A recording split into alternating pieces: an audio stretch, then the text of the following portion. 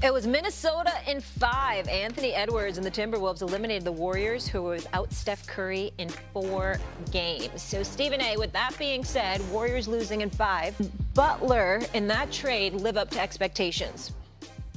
AAA, NWA, I don't care what anybody says. Wolves in 5. Anyway, let me say this to you. Let me say this to y'all. Unfortunately, it did.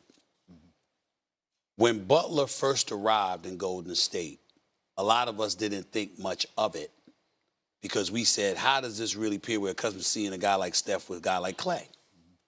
How does this mesh? How does this work exactly? And then they were playing lights out together. And so we got our hopes up. But then it came crashing down once Steph hurt his hamstring, and it is what it is. Here's what makes this look bad. Butler obviously forced his way out of Miami. We know you didn't want to be a number 1 option.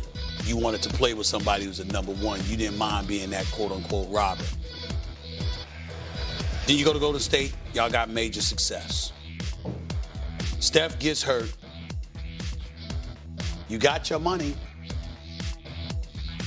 And Joe Lacob and the Golden State Warriors, all they need is 1 game. See, it ain't like Steph went down like Tatum did, and he's out for the next year at least. It's not like that.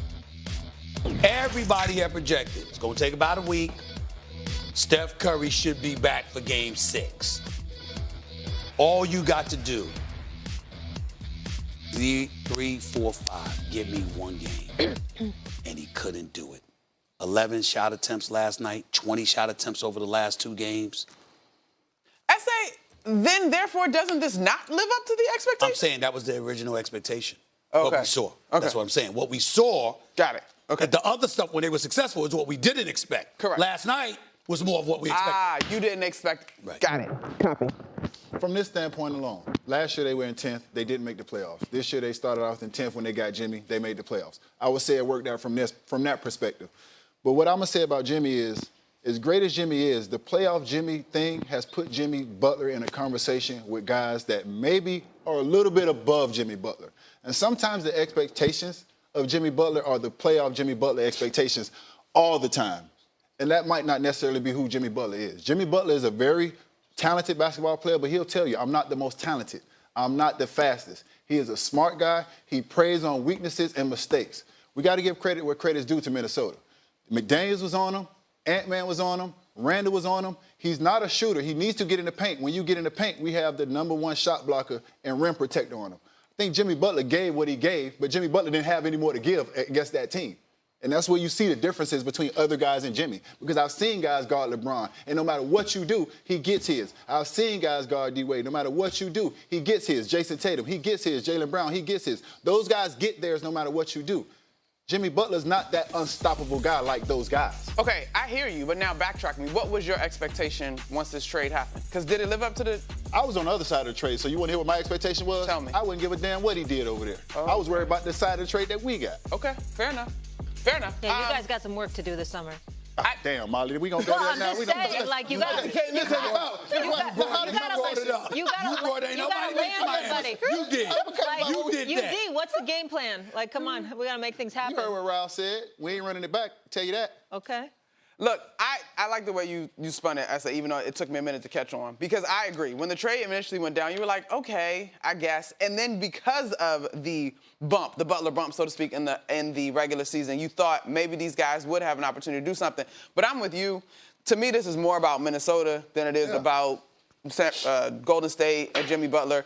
And I think practically when you look at that roster, without Steph, you regressed back to who they were in February, and you swapped Jimmy Butler in for Steph. And while Jimmy Butler deserves a ton of kudos and is respected in this league, I don't think anybody's taking Jimmy Butler straight out over an opportunity to play with Steph and Curry. Right. I just think the thing that, listen, first of all, of course, Minnesota deserves all the credit in the world. I think that right now they should be the favorites to win it all, to be honest with you.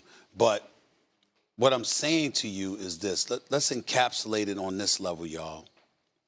I need 1 game. Just 1. I hear you. We got Steph Curry got hurt early in the game 2. So I got 3 quarters of game 2. And then I got games 3, 4, and 5. We just need one to get Steph Curry back on the court. I hear you. If I am an owner and I gave you over $100 million over the next 2 years, I didn't ask for a series. I didn't ask for a berth to the conference finals. I need one game, just one. That is what I think people are going to walk away. We all know Jimmy Buckets and what he can do. We all know what he's done. We all have mad respect and love for him. All I'm saying is you're going to sit up there and ask that one thing. Could you get me one game? Yeah. He couldn't get you one game. Thundercats over there. Wait a minute now. You're right. If you don't score, you don't win. But the attempts, remember, we crucified James Harden for that. Got to hit the top attempts. of the hour. Maybe that's a Steve Kerr conversation. Yeah. Flashes.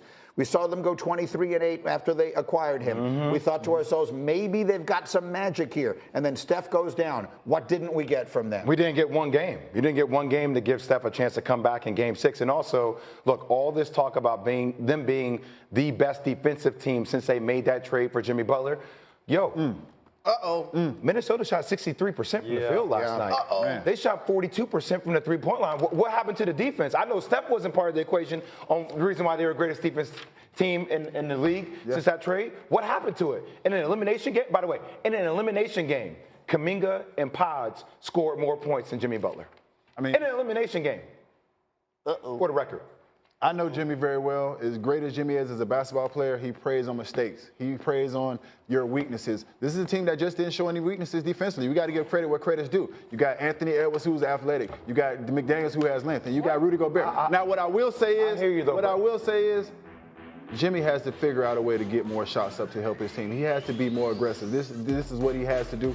But we see the difference, and I love Jimmy Butler. There's a difference between, I think the Jimmy Buckets thing has put him in a situation where you want to have the conversation with LeBron James and these different guys. There is a difference.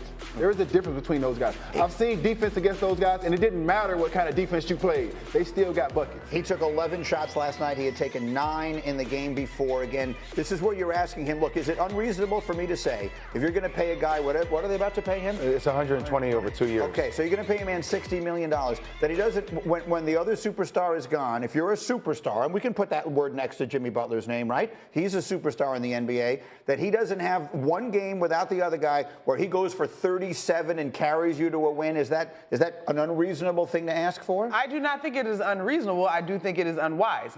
Swap Jimmy Butler for Stephen Curry. You have the same team you had February prior to the trade deadline. And Steph would have taken more than 11 shots. Exactly, and I don't think any of us would swap out Stephen Curry for Jimmy Butler if you were given the opportunity. And so I think you had to sit back, look at this roster, and remember, oh, wait, this was a supporting cast that could not find consistency. But I'm saying we were asking them to win one game and give Steph a chance to come back. I don't think it's unreasonable, but all I'm saying is the practicality of it all in the playoffs, and not just